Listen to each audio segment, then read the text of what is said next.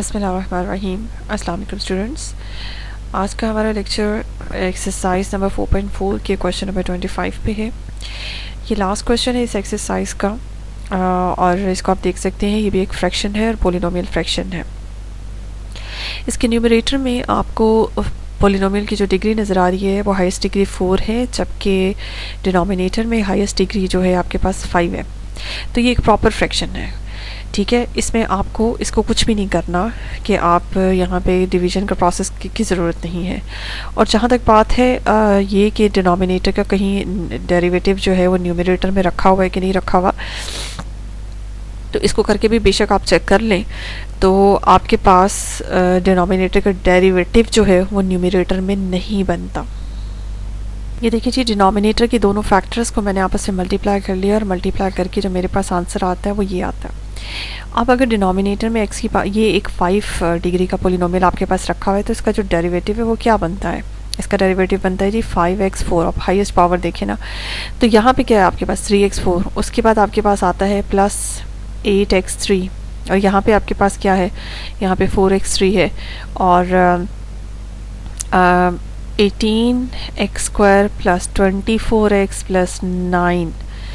तो यहाँ आप देख लें 18x² के बजाय 16x² और 24x के बजाय 20x, मतलब डिनोमिनेटर को ओवरऑल अगर हम यहाँ पे चेक करें तो जो डेरिवेटिव है वो न्यूमरेटर में नहीं है और ना ही हम इस बनाने के चक्कर में पड़ेंगे।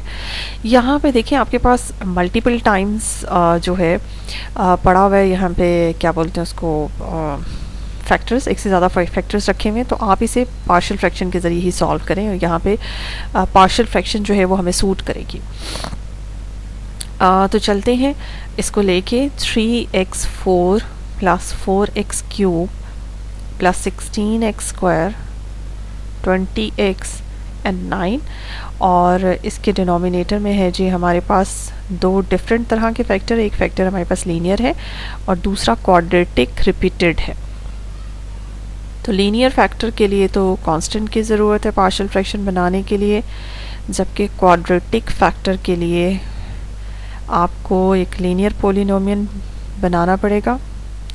यह आएगा d, ठीक है जी। यहाँ पे होगा dx प्लस e और x² प्लस 3 का होल स्क्वायर। अगले स्टेप में आप ऐसा कीजिए कि राइट हैंड साइड का ले लें आप एलसीएम,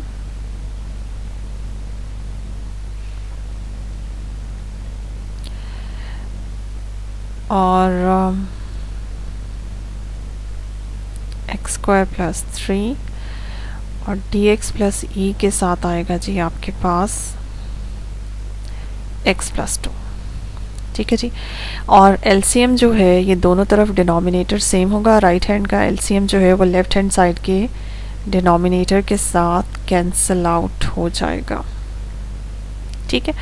अब राइट हैंड पे ज़रा खोल लें इसको, ए के कोफिशिएंट को x4 प्लस 6x² प्लस 9, इसी तरह से b को खोल लें। अच्छा, ये मैं आपको बता दूं यहाँ पे कलर चेंज करके आपको कि इन दोनों फैक्टर्स को जब आप मल्टीप्लाई करते हैं तो आपके पास आता है जी x³ plus 3x plus 2x² plus 6। तो यहाँ x जब मल्टीप्लाई होगा इनके साथ तो x की power 4 plus 3x² plus 2x³ and 6x, ठीक है जी। और c के साथ जब मल्टीप्लाई होगा तो ये ऐसे ही हो जाएगा x³। अच्छा जी, यहाँ आएगा आपके पास x³ plus 3x plus 2x² plus 6 और आगे d है, और d के साथ आएगा जी x² प्लस 2x और e के साथ आएगा x प्लस 2, ठीक है जी। ये है आपके पास, इसको आप इक्वेशन नंबर, इसको आप इक्वेशन नंबर 1 के हैं। ये देखिए जी, मैंने ये कंप्लीट इक्वेशन नंबर 1 के बाद ये इसको कहते हैं आप इक्वेशन नंबर 2, ठीक है जी। ये इक्वेशन नंबर 2। अब इसमें होता क्या है, ये जो आपने एलसीएम लिया था डिनोमिनेटर में जो फैक्टर्स आपके पास पड़े हुए हैं उनमें से लीनियर फैक्टर एक ही है हमारे पास x+2, उसको इक्वल्स टू 0 रखें और वहाँ से जो x की वैल्यू आती है उसको उठा के आप पुट करें इक्वेशन नंबर 1 में। ठीक है जी। जब आप इक्वेशन नंबर 1 में पुट करते हैं तो आपके पास इक्वेशन नंबर 1 में -2 पुट करने से देखें ये 0 हो जाता है और यहाँ पे भी 0, यानी कि D, E, B, C सब 0 हो जाते हैं, सिर्फ A बचता है आपके पास। तो आप क्या करेंगे, लेफ्ट हैंड साइड पे ज़रा आप -2 पुट करें। 3 -2 की पावर 4 प्लस 4 इंटू -2 की पावर 3 प्लस 16 -2 का square plus 20 -2 plus 9। Left side पे इतना बड़ा आपके पास एक पोलिनोमियल है और राइट हैंड साइड पे A के साथ -2 की पावर 4 प्लस, सॉरी ये मैं इक्वेशन ए के बजाय इक्वेशन 2 में पुट करना शुरू हो गई।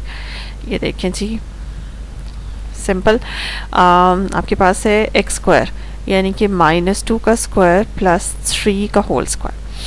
अब लेफ्ट हैंड साइड पे ये है जी 16 इंटू 3, ये 48 आता है आपके पास और आपके पास माइनस आएगा क्योंकि ये पावर जो है वो ऑड है। 32 और आगे प्लस आएगा 4 इंटू 16, ये 64 आएगा और -40 आएगा प्लस 9 और राइट हैंड साइड पे 4 प्लस 3 का स्क्वायर जी। तो 49A राइट हैंड साइड पे आएगा। जबकि अगर आप इन दोनों को सब्ट्रैक्ट करते हैं तो आपके पास 6 एंड 16, इन दोनों को सब्ट्रैक्ट करते हैं तो आपके पास 24, 16 एंड 24 एंड 9 आप ऐडअप कर लें तो 16 एंड 24 आपके पास बनता है, इन दोनों को ऐडअप करके 40 और 40 में 9 ऐड करें तो आपके पास 49। अब लेफ्ट हैंड साइड पे जो आपके पास जी बनता है वो 49 ही बनता है और राइट हैंड साइड पे भी आपके पास जी 49 ही है। ठीक है, तो आपके पास ए का जो आंसर बनता है वो बनता है जी 1। ठीक है, सिर्फ ए का आंसर आपके पास आएगा इस लीनियर फैक्टर, क्योंकि लीनियर फैक्टर आपके पास एक ही है, बाकी कंपेयरिंग कोफिशिएंट से आपको करना पड़ेगा। ये हमारे पास कंपेयरिंग कोफिशिएंट इक्वेशन नंबर 2 से कोफिशिएंट कंपेयर करेंगे और हाईएस्ट डिग्री जो x की है वो x की पावर 4 है। लेफ्ट हैंड साइड पे x की पावर 4 का कोफिशिएंट है जी 3, राइट हैंड साइड पे यहाँ पे a और यहाँ भी आपके पास x4 आ रहा है और कहीं x4 नहीं है, यानी कि a प्लस b। उसके बाद x की पावर 3 का कोफिशिएंट कंपेयर करेंगे, लेफ्ट साइड पे 4 है और राइट हैंड साइड पे जी आपके पास x क्यूब ये आ रहा है। 2b plus c, 2b plus c। उसके बाद x स्क्वायर का कोफिशिएंट कंपेयर करेंगे, यहाँ पे जी 16 है लेफ्ट साइड पे और राइट हैंड साइड पे 6a, 3b, 2c। 6a plus 3b plus 2c और यहाँ पे प्लस d है।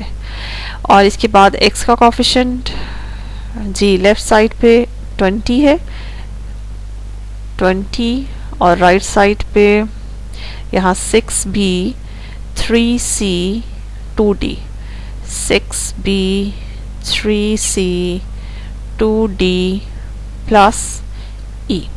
ठीक है जी, और x की पावर 0 यानी कि कांस्टेंट को अगर आप यहाँ पे देखेंगे तो आपके पास होगा लेफ्ट साइड पे 9 है, राइट साइड पे 9 है। इसमें कोई भी टर्म कांस्टेंट नहीं है, इसमें है 9a और 6c प्लस 6c और यहाँ पे 2e प्लस 2e।